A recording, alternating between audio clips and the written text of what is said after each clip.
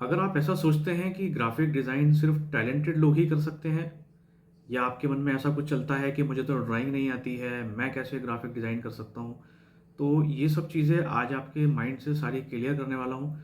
Video को last तक देखिएगा, क्योंकि आज की इस वीडियो में मैं आपको ऐसे ट्रिक्स बताऊँगा, ऐसे टूल्स बताऊँगा कि जिसको आप समझ करके एक अच्छा ग्राफिक डिज़ाइनर बन सकते हैं। अगर आपको इंटरेस्ट है, आप चाहते हैं एक्चुअली एक ग्राफिक डिज़ाइनर बनना, आर्ट सीखना या ड्राइंग सीखना, तो इन सारी चीज़ों की हेडेक आपको लेने की ज़रूरत नहीं है, क्योंकि आज की इस वीडियो में मैं डिटेल में आपको सारी चीज़ें क्लियर करने वाला हूँ। सो हेलो एवरीवन, मैं हूँ आपका दोस्त अनस कुरैशी। बहुत बहुत स्वागत है आपका एक बार फिर से मेरे वीडियो में, जहां हम बात करते हैं ग्राफिक डिज़ाइन से रिलेटेड उन सभी चीज़ों की जिनको आप इम्प्लीमेंट करके एक अच्छे ग्राफिक डिज़ाइनर बन सकते हैं। तो आज की इस वीडियो में हम बात करेंगे बहुत सारे ग्राफिक डिज़ाइंस के बारे में, चाहे वो सोशल मीडिया की बात हो, या किसी भी ब्रांडिंग की बात हो, या किसी भी तरह की एक ऐसे डिज़ाइन की बात हो जो आपके ग्राफिक डिज़ाइन को प्रमोट करे। तो आप बिल्कुल सही जगह पर हैं। वीडियो में एंड तक बने रहिएगा, मैं आपको डिटेल में समझाने वाला हूँ आज की ये सब चीज़ें आप कैसे हैंडल करेंगे। ग्राफिक डिज़ाइन का मतलब सिर्फ सुंदर चीज़ें बनाना नहीं होता, बल्कि अपने एक मैसेज को लोगों तक पहुँचाना होता है। चाहे वो टेक्स्ट के थ्रू हो, चाहे वो किसी भी इमेज के थ्रू हो या ग्राफिक्स के थ्रू हो।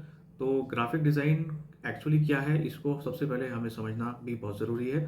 तो आइए एक बार डिटेल में समझते हैं। जैसे कि हमने कहा कि अपने मैसेज को लोगों तक पहुँचाना, इसमें कई सारी चीज़ें हो सकती हैं। आप किसी भी लोगों के थ्रू आप सामने वाले व्यक्ति को आप समझा सकते हैं कि आप किस बारे में बात कर रहे हैं, या किसी भी वीडियो के थंबनेल को डिज़ाइन करके आप अपनी कला को दिखा सकते हैं, या वीडियो का जो थंबनेल है वो एक्चुअली आपको ये बताता है कि इस वीडियो के अंदर कंटेंट आपको क्या मिलने वाला है।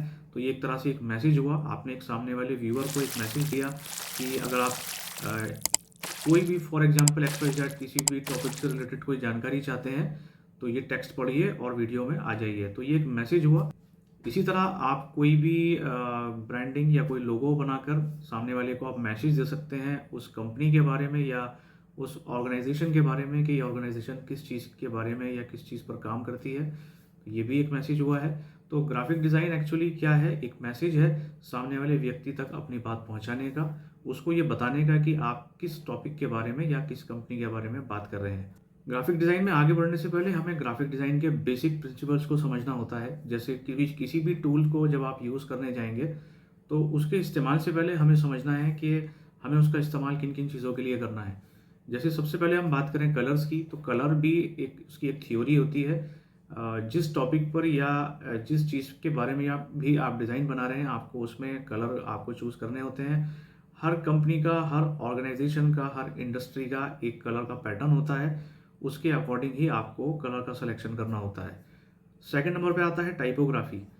किस तरह के फ़ॉन्ट्स आप यूज़ कर रहे हैं, आपको इस पे भी बहुत ध्यान देना ज़रूरी है। कोई भी फ़ॉन्ट, किसी भी टाइप का फ़ॉन्ट किसी भी डिज़ाइन में आप यूज़ नहीं कर सकते। फॉर एग्ज़ाम्पल अगर आप कोई एंटरटेनमेंट या कॉमिक तरह का कोई भी आप कंटेंट बना रहे हैं जिससे लोगों को एंटरटेन हो या लोगों को हँसी आए या लोग थोड़ा-सा उसमें हैप्पी फ़ील करें, तो वहाँ पे आपको थोड़े से फ़नी फ़ॉन्ट यूज़ करने होते हैं। जब आप बात करते हैं किसी बिज़नेस की या कॉर्पोरेट की, तो वहाँ पे आपको थोड़े से सीरियस फ़ॉन्ट्स यूज़ करने होते हैं जो थोड़ा-सा स्ट्रेट फॉरवर्ड लगें। तो इसी बात आती है अलाइनमेंट की। अलाइनमेंट भी बहुत ज़रूरी है। जितनी भी चीज़ें आप ग्राफिक डिज़ाइन में इकट्ठा करके आप रखते हैं, उनको अगर आप प्रॉपर अलाइन नहीं दिखाएँगे, तो वो सब हौच-पौच लगेगा और डिज़ाइन में एक स्मार्टनेस नहीं आएगी। तो जब भी आप ग्राफिक डिज़ाइन करते हैं, तो सारी चीज़ों को अलाइन रखें। अगर आपने किसी भी टेक्स्ट का अलाइनमेंट लेफ्ट रखा है, तो उसके जितने भी नीचे आने वाले कंटेंट हैं, सारे स्टेप बाय स्टेप वो भी सारे लेफ्ट अलाइन ही होने चाहिए। और अगर राइट में आप कोई एक हेडिंग या सब हेडिंग यूज़ कर रहे हैं, तो उससे रिलेटेड जितना भी कंटेंट है वो आपका उसके नीचे यानी कि राइट साइड में आना चाहिए। तो ये होता है अलाइन। उसके बाद आता है कंट्रास्ट। अगर आप डिज़ाइन में जो कलर यूज़ कर रहे हैं उसके साथ कंट्रास्ट का सही मैच का होना बहुत ज़रूरी है। कौन से कलर के साथ कौन सा कंट्रास्ट जाएगा, इस चीज़ पे भी आपको ध्यान देना बहुत ज़रूरी है। ऐसा नहीं होना चाहिए कि आपने कंट्रास्ट में कोई भी किसी भी कलर के साथ, चाहे वो मिसमैच कर रहा है, आपने उसका एक कंट्रास्ट बना दिया। इस तरह से भी आपका डिज़ाइन प्रोफेशनल नहीं लगता। अगर आप प्रॉपर अच्छी तरह से कंट्रास्ट यूज़ करते हैं, तो सामने वाले क्लाइंट को भी बात जल्दी समझ में आती है और डिज़ाइन अपीलिंग लगता है। अब थर्ड नंबर पर बात आती है टूल्स का राइट सिलेक्शन। कौन से टूल्स को आप यूज़ करके अच्छा ग्राफिक डिज़ाइन बना सकते हैं। तो सबसे पहले मैं बात करूँगा कैनवा की। कैनवा एक बहुत ही अच्छा और फ्रीडमफुल टूल है। अगर आप बिगिनर हैं तो आपके लिए कैनवा से बेस्ट कोई भी टूल नहीं हो सकता, क्योंकि कैनवा में आपको सारी चीज़ों का फ्रीडम मिल जाता है। अगर आप थोड़ा सा एडवांस लेवल पे आना चाहते हैं तो आप फोटोशॉप का इस्तेमाल कर सकते हैं, और अगर उससे भी थोड़ा सा आप एडवांस बात करें तो आप जा सकते हैं इलस्ट्रेटर पर।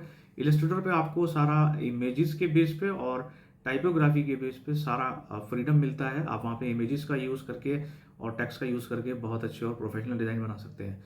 अगर आप मेरा पर्सनल रिकमेंडेशन आप मुझसे सुनना चाहें तो मैं यही कहूँगा कि आपके लिए कैनवा बेस्ट है, खास करके अगर आप बिगिनर हैं तो आपको उसमें सारी चीज़ों का फ्रीडम मिलता है और डिज़ाइन बहुत सुंदर और बहुत अपीलिंग बनते हैं।